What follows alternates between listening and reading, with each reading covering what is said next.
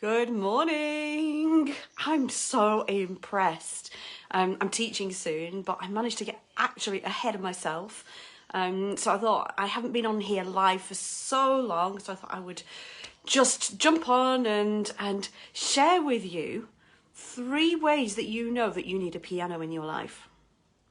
The first thing I'd like to know is, do you have a piano in your life? And good morning, Mr. J.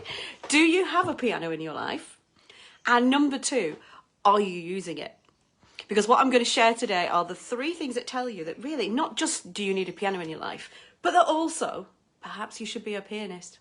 But first of all, tell me, do you have a piano? Put in the comments if you have a piano. If you do, write piano in the comments.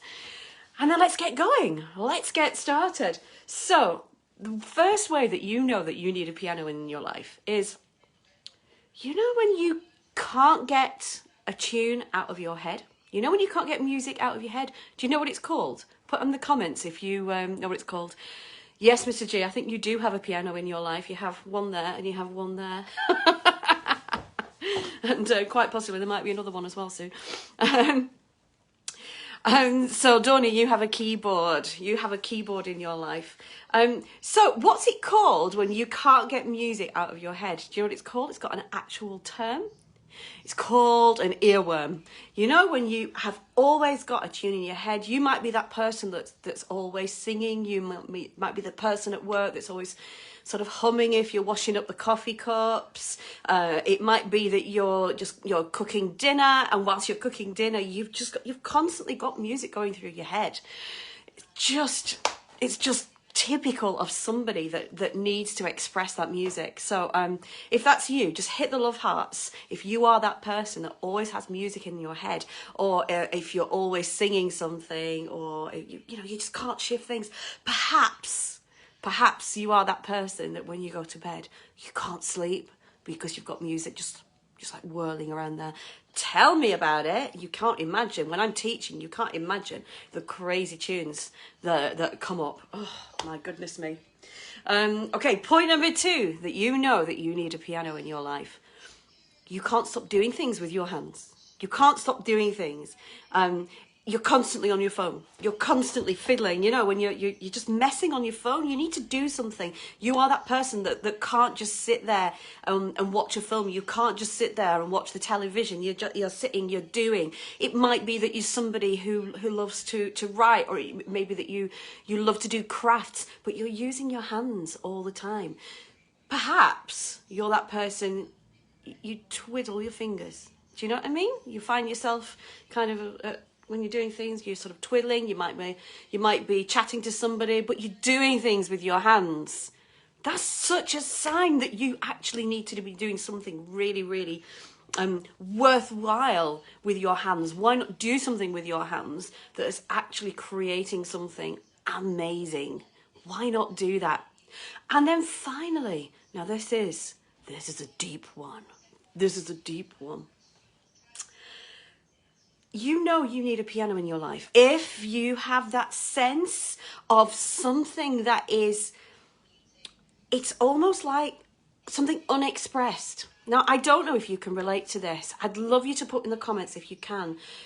Something unexpressed in your soul. If you feel that there is something you need to create, something, a means of expression that currently you don't have. Does anybody relate to that? Can you relate to what I'm saying? You feel this sense of longing. You feel that you need to share something. You need to give something, but you can't put your finger on it. You just don't know what it is. You feel that you have emotions and you have feelings. For example, you might be feeling that 2020 has, I don't know if you've noticed, but it has its challenges. Don't know if you've heard. There's been a global pandemic. Not sure if you've heard. If you feel that sometimes maybe life gets you down and you don't have a means to express that people don't understand, you find it hard to put into words, maybe, just maybe, it's not that you need to put it into words. Maybe you need to be using that the art of the emotion, and music exists in time, and music has that uncanny ability to both reflect and change and transform our emotions. And when you play the piano, it's just you and the instrument. It's just you and the instrument, and you have that capacity to begin to express that which is within your heart.